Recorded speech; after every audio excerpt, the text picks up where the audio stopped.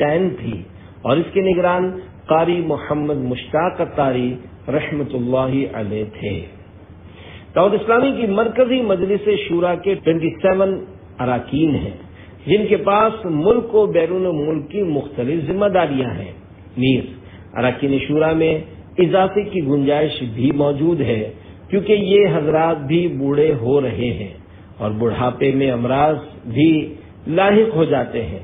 پھر زندگی و موت کا تو کسی کو نہیں پتا، اگرچہ جو ان کے بارے میں بھی نہیں کہا جا سکتا کہ یہ کب تک زندہ رہے گا، لیکن بوڑھے کی موت کا زیادہ خطرہ رہتا ہے۔ نیز بڑھاپے میں ایسے امراض آ جاتے ہیں کہ دماغ پہلے جیسا کام نہیں کرتا، اعضاء بھی جواب دے جاتے ہیں اور زیادہ بھاگ دوڑ نہیں ہو پاتی۔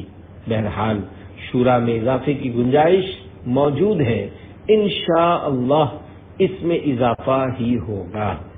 مدنی مذاکرے کا سلسلہ کب شروع ہوا؟ سوال: مدنی مذاکرے کا آغاز کب سے ہوا اور آپ کے ذہن میں سوالات کے جوابات دینے کا خیال کیسے آیا؟ جواب: مجھے شروع سے ہی شرعی مسائل میں دلچسپی تھی۔ اسی شوق کی وجہ سے میرا مفتی اعظم پاکستان مفتی محمد وقار الدین قادری صاحب رحمت اللہ علیہ کے پاس آنا جانا لگا رہتا تھا۔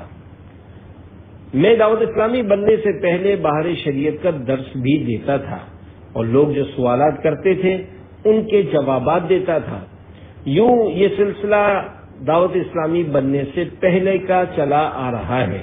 جب دعوت اسلامی بنی اس میں بھی یہ سلسلہ چلتا رہا، البتہ پہلے اس کا کوئی نام نہیں تھا۔ مدنی مذاکرہ نام بہت بعد میں دیا گیا۔ اللہ پاک اس کو قبول فرمائے اور مجھے غلطیوں سے محفوظ رکھے۔ میری حتی الامکان کوشش ہوتی ہے کہ میں یہ سلسلہ علماء کرام کی موجودگی میں کروں تاکہ غلطی ہو جائے تو ان سے اصلاح کروائی جا سکے۔ مدرسۃ المدینہ اور جامعۃ المدینہ کیسے وجود میں آئے؟ سوال: چونکہ دعوت اسلامی نیکی کی دعوت عام کرنے کے لیے بنائی جانے والی تحریک ہے تو یہ ارشاد فرمائیے کہ جب دعوت اسلامی وجود میں آئی کیا اس وقت آپ کے ذہن میں تھا کہ دعوت اسلامی مدارس اور جامعات بھی قائم کرے گی؟ جواب: جب دعوت اسلامی وجود میں آئی تو اس وقت مدارس اور جامعات کا تصور تک نہیں تھا، لیکن جب کام بڑھا اور اسلامی بھائی جمع ہونا شروع ہوئے تو ہم نے سوچا کہ نئے آنے والے اسلامی بھائیوں کو قرآن پاک کی تعلیم بھی دینی چاہیے، کیونکہ یہ مناسب نہیں ہے کہ اسلامی بھائی صرف داڑھی اور امامہ سجائیں اور انہیں قرآن پاک پڑھنا نہ آتا ہو۔ حالانکہ قرآن پاک درست پڑھنا ایک ضروری چیز ہے، لہذا ہم نے اس کے لیے مدرسۃ المدینہ بڑوں کے لیے بالغان شروع کیے۔ پھر اللہ پاک نے اسباب بنائے تو بچوں اور بچیوں کے لیے مدارس المدینہ بھی شروع ہو گئے۔ الحمدللہ مدرسۃ المدینہ سے ہزاروں بلکہ لاکھوں بچے بچیاں حفظ قرآن اور ناظرہ قرآن پاک پڑھ کر فارغ ہو چکے ہیں۔ اب تک حفظ و ناظرہ قرآن مکمل کرنے والے بچوں اور بچیوں کی تعداد تقریباً 3,65,000 3,65,000 ہے۔ نیز ہزاروں خوش نصیبوں نے جامعۃ المدینہ سے درس نظامی یعنی عالم کورس مکمل کر لیا ہے۔ اب تک تقریباً 12,000 طلباء و طالبات درس نظامی مکمل کر چکے ہیں۔ دعوت اسلامی کروڑوں لوگوں کی محسن ہے۔ سوال: دعوت اسلامی سے بے شمار اسلامی بھائی اور اسلامی بہنیں وابستہ ہیں، یہ سب روزانہ 2 گھنٹے دعوت اسلامی کے مدنی کاموں کے لیے نہیں دیتے۔ اگر یہ نیت کر لیں کہ انشاءاللہ روزانہ دعوت اسلامی کے مدنی کاموں کے لیے 2 گھنٹے دیں گے تو اس سے کیا فوائد حاصل ہوں گے؟ ارشاد فرما دیجیے۔ جواب: اگر سارے اسلامی بھائی اور اسلامی بہنیں روزانہ دعوت اسلامی کو 2 گھنٹے دیں تو بھی کم ہے۔ جو محسن ہوتا ہے اس کا جتنا شکریہ ادا کیا جائے کم ہوتا ہے۔ دعوت اسلامی ہزاروں کی نہیں بلکہ لاکھوں کروڑوں کی محسن ہے۔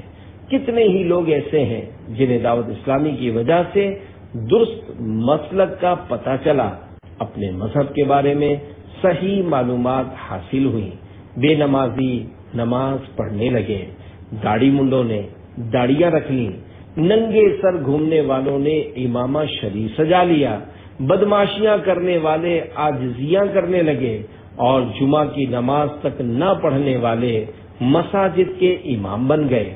آج معاشرے میں جتنے امامے والے نظر آ رہے ہیں، چاہے وہ کوئی بھی ادارہ چلا رہے ہوں، ان کی اکثریت پر دعوت اسلامی کا احسان ہے۔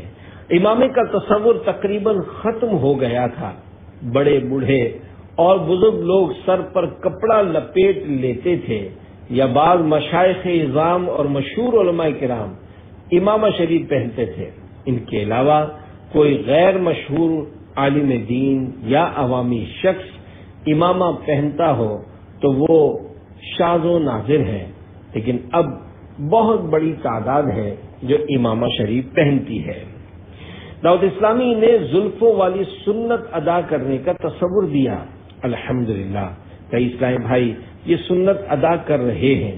معاشرے میں داڑھی رکھنا عام نہیں تھا، حتیٰ کہ جب میری داڑھی آئی تو بعض نادان لوگ مجھے طرح طرح کی باتیں کر کے ڈراتے تھے۔ مثلا تم داڑھی رکھو گے تو یہ ہو جائے گا، اگر تم داڑھی رکھ کر منڈواؤ گے تو تمہارے ساتھ کچھ ہو جائے گا، فلاں نے داڑھی رکھ کر منڈوا دی تھی تو اسے یہ تکالیف آئیں۔ لیکن الحمدللہ میں ڈٹا رہا، کسی کی باتوں پر کان نہیں دھرے اور داڑھی رکھ لی۔ نیز میں نے زلفیں بھی دعوت اسلامی بننے سے پہلے ہی رکھ لی تھی۔ ایسا نہیں ہے کہ میں نے دعوت اسلامی کی وجہ سے زلفیں رکھی ہوں، میرا شروع سے جذبہ تھا کہ یہ سب چیزیں کروں۔ مجھے دیکھ کر میرے بعض دوستوں نے بھی زلفیں اور داڑیاں بڑھا لی تھی۔ گویا زلفیں اور داڑھی رکھنے کی تحریک دعوت اسلامی بننے سے پہلے ہی شروع ہو چکی تھی۔ خیال رہے میں یہ نہیں کہہ رہا کہ لوگوں کو داڑھی صرف میں نے ہی رکھوائی۔ داڑھی تو ہمارے پیارے آقا صلی اللہ علیہ وآلہ وسلم کی سنت ہے۔ پہلے بھی ہزاروں لاکھوں لوگوں نے داڑھی رکھی ہوئی تھی، لیکن میری مراد یہ ہے کہ ہمارے آس پاس کے لوگوں میں داڑھی والے سنی بہت کم تھے۔ آپ چاہیں تو بڑی عمر والے حضرات سے تصدیق کروا لیجیے، وہ بتائیں گے کہ الیاس صحیح کہہ رہا ہے۔ ہو سکتا ہے یہ بات نئی نسل کو سمجھ نہ آئے کہ انہوں نے آنکھ کھولی تو والد صاحب کو داڑھی رکھے ہوئے دیکھا اور ان کی دیکھا دیکھی خود بھی داڑھی رکھ لی۔ لیکن غور کریں، ان کے والد صاحب کو داڑھی کس نے رکھوائی؟ کہیں نہ کہیں دعوت اسلامی کا فیضان نظر آ جائے گا۔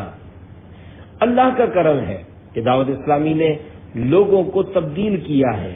ان کو شعور تک نہیں تھا کہ شریعت کیا ہوتی ہے، لیکن اب یہ اور ان کی نسلیں کئی حج اور عمرے سے فارغ ہو چکے ہیں، ورنہ نوجوان طبقہ حج نہیں کرتا تھا، صرف بوڑھے حضرات حج کرنے جاتے تھے۔ اب اللہ پاک کی رحمت سے پاکستان کے بے شمار نوجوان حج کرتے نظر آتے ہیں۔ خیال رہے میں یہ نہیں کہہ رہا کہ حج کا شعور بھی دعوت اسلامی نے دیا ہے، بلکہ میری مراد یہ ہے کہ ایک تعداد ہے جس کا دعوت اسلامی سے وابستہ ہونے کی وجہ سے حج کرنے کا ذہن بنا ہے۔ یہ لوگ آقا صلی اللہ علیہ وآلہ وسلم کے کرم سے مدینہ کرتے ہیں، سال میں 2 3 بار مدینے پہنچ جاتے ہیں۔ بہرحال دعوت اسلامی نے بہت کچھ دیا ہے، نمازی بنایا ہے، عاشق رسول بنایا ہے، عشق رسول کی چاشنی دی ہے۔ اتنے سارے انمول احسانات کے باوجود کوئی کہے کہ میں ہفتہ وار اجتماع میں نہیں جاؤں گا، مدنی قافلے میں سفر نہیں کروں گا، اصلاح اعمال کا رسالہ کھول کر بھی نہیں دیکھوں گا، زلفیں نہیں رکھوں گا، امامہ شریف نہیں باندھوں گا، یا میں نیک اعمال پر عمل نہیں کروں گا وغیرہ، کیا یہ صحیح ہوگا؟ حالانکہ کسی کو بھی ایسی باتیں نہیں کرنی چاہیے۔ شیخ طریقت امیر اہل سنت دامن برکاتہ العالیہ نے اس پرفتن دور میں آسانی سے نیکیاں کرنے اور گناہوں سے بچنے کے طریقہ کار پر مشتمل شریعت و طریقت کا جامع مجموعہ بنام نیک اعمال بدصورت سوالات عطا فرمائے ہیں۔ اسلامی بھائیوں کے لیے 72، اسلامی بہنوں کے لیے 63، 72، طلبہ علم دین کے لیے 92، دینی طالبات کے لیے 83، بچوں اور بچیوں کے لیے 40، اور خصوصی اسلامی بھائی، اسپیشل اسلامی بھائی یعنی گونگے بہروں کے لیے 27 نیک اعمال ہیں۔ بے شمار اسلامی بھائی، اسلامی بہنیں اور طلبہ نیک اعمال کے مطابق عمل کر کے روزانہ جائزہ یعنی اپنے اعمال کا جائزہ لے کر نیک اعمال کے پاکٹ سائز رسالے میں دیے گئے کھانے پر کرتے ہیں۔ اس کی برکت سے پابند سنت بننے، گناہوں سے نفرت کرنے اور ایمان کی حفاظت کے لیے کڑنے کا ذہن بھی بنتا ہے۔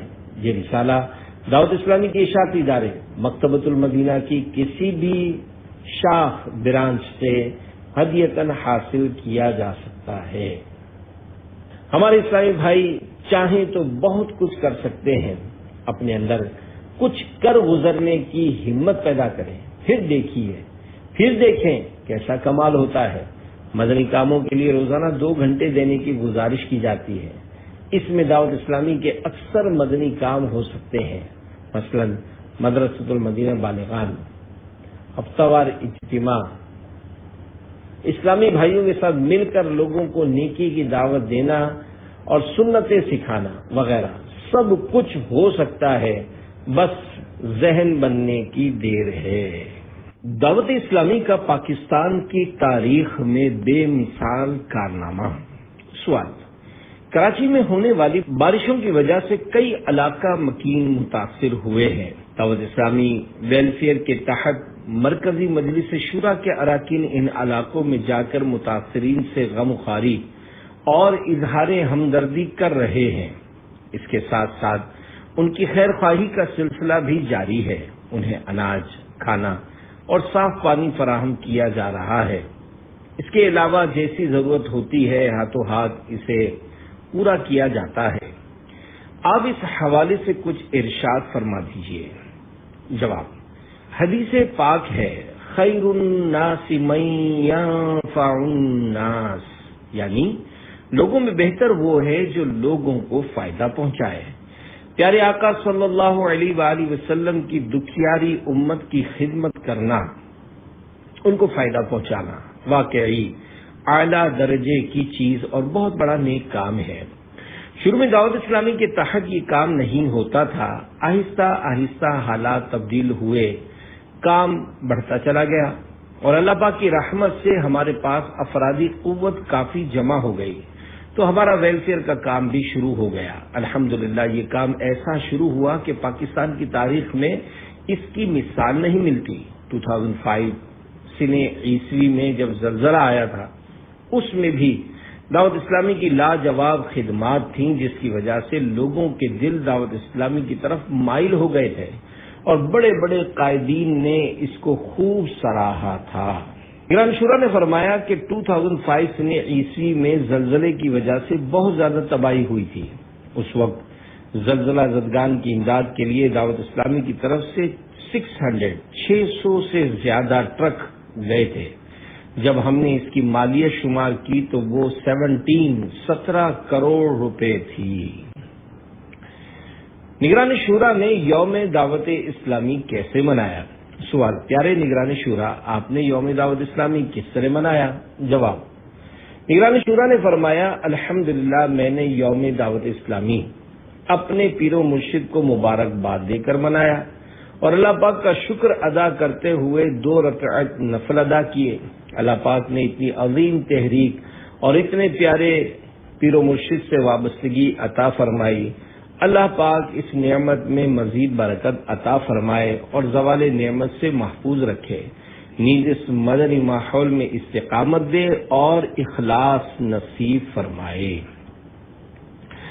اللہ پاک کے محبوب لوگ، اللہ پاک کے آخری نبی محمد عربی صلی اللہ علیہ وآلہ وسلم کا فرمان عالی شان ہے، کیا میں تمہیں ایسے لوگوں کے بارے میں خبر نہ دوں جو نہ انبیاء میں سے ہیں نہ شہداء میں سے، لیکن روز قیامت انبیاء اور شہداء ان کے مقام کو دیکھ کر رش کریں گے۔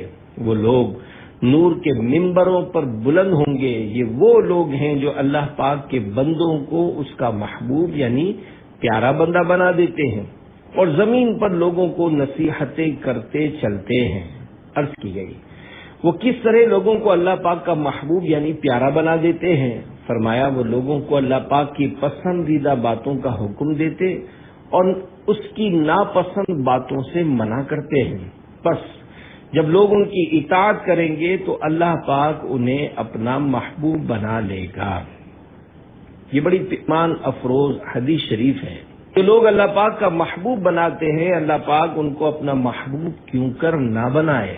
امر بالمعروف ونہی عن المنکر، یعنی نیکی کی دعوت دینا اور برائی سے منع کرنا دعوت اسلامی کا اہم ترین اور عظیم الشان مدنی کام ہے، جو اصلاح امت کی ہی ایک کوشش ہے۔ اصلاح امت کا درد حکایت امیر اہل سنت دامت برکاتہم العالیہ ایک مرتبہ عقیقے کی تقریب میں تشریف فرما تھے۔ آپ کے ساتھ جانشین امیر اہل سنت حاجی عبید رضا عطاری مد ظلہ العالی بھی تھے۔ میں بھی حاضر خدمت تھا اور جامعۃ المدینہ کے طلباء کرام بھی جمع تھے۔ جب اس تقریب کے لیے عقیقے کا جانور ذبح ہوا تو اس کے حلال، حرام اور مکروہ اعضاء کے حوالے سے تفصیل بیان کی گئی اور باقاعدہ اعضاء اٹھا کر بھی دکھائے کہ کون سا عضو کھانے کا ہے اور کون سا نہیں۔ یہ بھی بتایا گیا کہ گردے، پھیپھڑے اور غدود کیا ہوتے ہیں، بلکہ یہ تک بیان ہوا کہ سرکار صلی اللہ علیہ وآلہ وسلم کو جانور کا کون سا گوشت پسند تھا۔ یہ سارا معاملہ دیکھ کر میں نے امیر اہل سنت دامت برکاتہم العالیہ کی خدمت میں عرض کیا کہ عام طور پر ہماری دعوتوں میں اس طرح کا کچھ نہیں ہوتا، بلکہ لوگ آتے ہیں، ملتے ہیں، کھانا کھا کر چلے جاتے ہیں۔ آپ کو یہ سب کرنے پر کس نے ابھارا، جس کے لیے آپ نے اتنا اہتمام فرمایا اور یہ سب بیان کیا گیا؟ میرے پیر و مرشد امیر اہل سنت دامت برکاتہم العالیہ نے خوبصورت اور ایمان افروز جواب دیتے ہوئے ارشاد فرمایا، اصلاح امت کا درد۔ یہ جواب انتہائی مختصر اور جامع تھا، جیسا کہ کہا جاتا ہے خیر الکلام قل و جل، یعنی بہترین کلام وہ ہے جو مختصر اور پر دلیل ہو۔ واقعی اصلاح امت کا درد ہی ہے جو آج دعوت اسلامی ترقی کی منازل طے کرتے ہوئے یہاں موجود ہے۔ یہ کیفیت اللہ پاک کی عطا اور محبوب کریم صلی اللہ علیہ وآلہ وسلم کے دربار کا صدقہ ہے۔ اسلامی اور تصوف۔ سوال: آپ دعوت اسلامی کے تصوف کے ساتھ تعلق کو کیسے دیکھتے ہیں؟ نگران شورا کا مفتی فضیل رضا عطاری مد ظلہ العالی سے سوال۔ جواب: مفتی فضیل عطاری مد ظلہ العالی نے فرمایا، ہمارا مدنی مقصد ہے، مجھے اپنی اور ساری دنیا کے لوگوں کی اصلاح کی کوشش کرنی ہے۔ اس مدنی مقصد کا پہلا جز اپنی اصلاح کے بارے میں ہے، اور اپنی اصلاح میں ظاہر کے ساتھ ساتھ باطن کی اصلاح بھی ہوتی ہے۔ جب لفظ سے باطن کہا جاتا ہے تو اس سے دل ہی مراد ہوتا ہے، اور تصوف دل کی طہارت یعنی پاکیزگی کا نام ہے۔ جب دل پاک ہو جاتا ہے تو ظاہر بھی پاک و صاف ہو جاتا ہے۔ ہمارے اس مدنی مقصد کے پہلے جز میں اس جانب واضح اشارہ موجود ہے۔ یاد رہے کہ مقصد بھولنے کے لیے نہیں ہوتا، بلکہ ہمیشہ یاد رکھنے کے لیے ہوتا ہے۔ دعوت اسلامی کے مدنی ماحول میں اپنا یہ مقصد یاد رکھنے کے بہت سارے مواقع موجود ہیں، مثلا مساجد کی آباد کاری، مدارس کا قیام، مدنی قافلوں میں سفر، بیانات اور اجتماعات وغیرہ کا انعقاد۔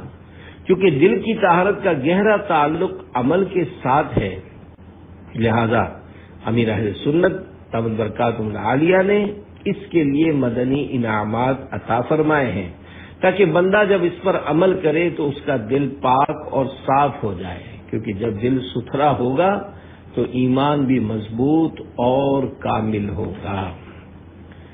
نجات کے لیے دو چیزیں بڑی اہم ہیں، ایک ایمان اور دوسرا اخلاص۔ ایمان کے بغیر کوئی مسلمان نہیں ہو سکتا اور اخلاص کے بغیر کوئی عمل قبول نہیں ہوتا۔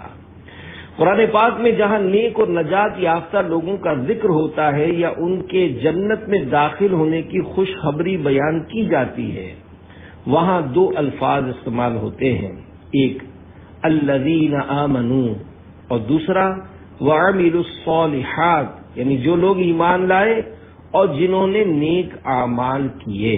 چنانچہ سورہ عصر میں فرمایا گیا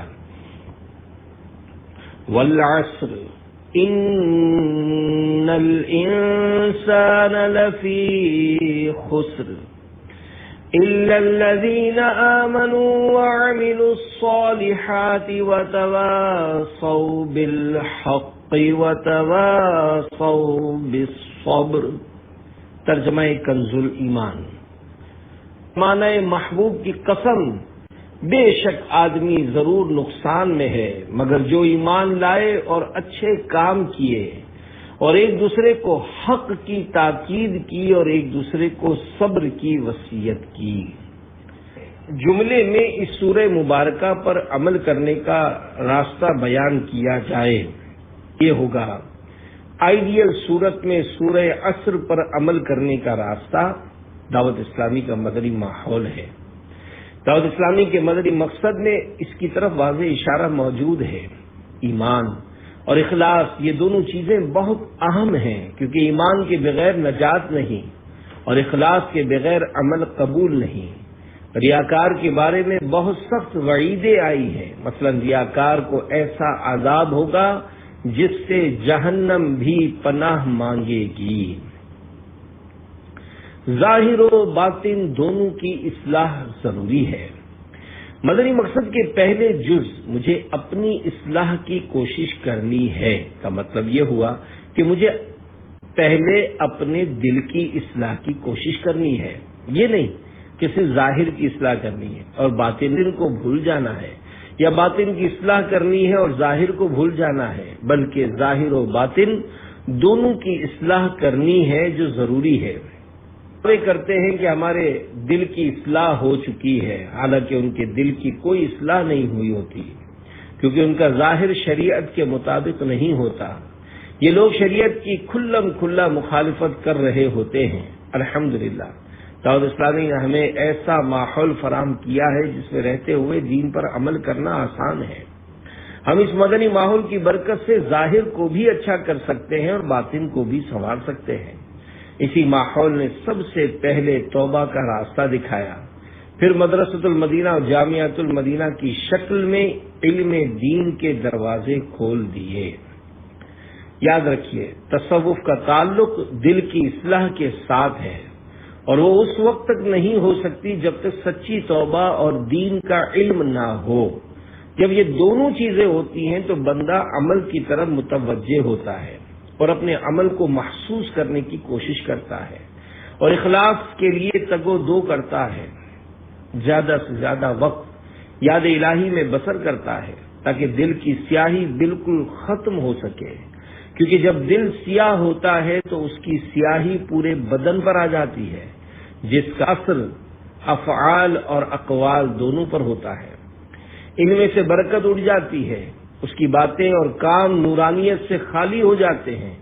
مذکورہ تمام گفتگو ہمارے مدنی مقصد کے پہلے جز کے پیش نظر تھی۔ فضل الہی کے بغیر دل کی اصلاح ممکن نہیں۔ امیر اہل سنت دامت برکاتہ العالیہ نے ارشاد فرمایا، سب اللہ پاک ہی کا فضل ہے، اس کے بغیر کچھ نہیں ہو سکتا ہے۔ یہ حقیقت ہے کہ اللہ پاک کے فضل کے بغیر کچھ نہیں ہو سکتا، حتیٰ کہ اپنی اصلاح بھی کرنا چاہیں تو اللہ پاک کے فضل کے بغیر نہیں ہو سکتی۔ خصوصاً باطن کی اصلاح تو اللہ پاک کے فضل کے بغیر ہو ہی نہیں سکتی۔ چنانچہ قرآن پاک کی آیت مبارکہ ہے وَلَوْلَا فَضْلُ اللَّهِ عَلَيْكُمْ وَرَحْمَتُهُ مَا زَكَىٰ مِنكُم مِّنْ أَحَدٍ أَبَدًا۔ ترجمہ کنز الایمان، اور اگر اللہ کا فضل اور اس کی رحمت تم پر نہ ہوتی تو تم میں کوئی بھی کبھی ستھرا نہ ہو سکتا۔ جتنے مسلمان ہیں سب اللہ پاک ہی کا فضل ہے۔ ہم دعوت اسلامی کا حصہ ہیں تو یہ بھی اللہ پاک کے فضل و کرم ہی سے ہیں۔ اگر ہمیں باطن کی طہارت توبہ کی توفیق اور علم و اخلاص نصیب ہوتا ہے تو وہ سب اللہ پاک کے فضل اور اس کی عنایت سے ہی ہوتا ہے۔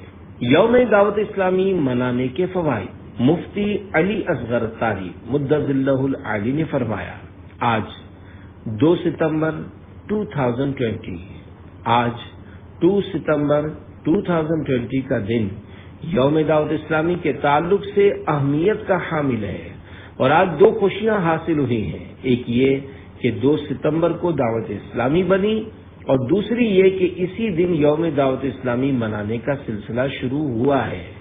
یوم دعوت اسلامی منانے میں شکر کا پہلو موجود ہے کہ دعوت اسلامی سے وابستہ ہونے والا اس دن خصوصیت کے ساتھ اللہ پاک کی عطا کردہ اس نعمت کا شکر ادا کرتا ہے۔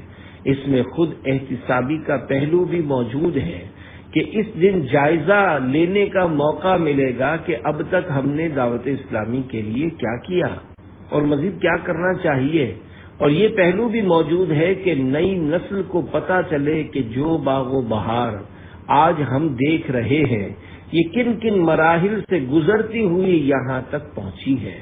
اولیاء کرام کا انداز اور دعوت اسلامی کا جو رنگ مزاج اور خوبصورتی ہے، اس کو سمجھنے کے لیے کچھ بنیادی باتیں سمجھنا ضروری ہے۔ چنانچہ اللہ پاک کے اولیاء ہر دور میں پائے جاتے ہیں اور ان کے درمیان بہت ساری باتیں مشترک یعنی ایک جیسی ہوتی ہیں۔ مثلا چٹائی پر بیٹھیں گے اور دنیا فتح کر لیں گے، یعنی اتنی کامیابیاں پائیں گے جو ظاہری اسباب کے ساتھ حاصل کرنا ممکن نہیں ہوں گے۔ یہ اولیاء مختلف ہوتے ہیں، کچھ وہ ہوتے ہیں جو گدڑی کے لعل ہوتے ہیں اور ظاہر نہیں ہوتے، کچھ وہ ہوتے ہیں جو ظاہر ہوتے ہیں، ان کی ایسی برکات ہوتی ہیں جن سے ایک زمانہ فیض یاب ہوتا ہے۔ اولیاء کرام کا مخلوق خدا سے جو رشتہ ہوتا ہے اس کا مقصد لوگوں کا دل بدلنا ہوتا ہے۔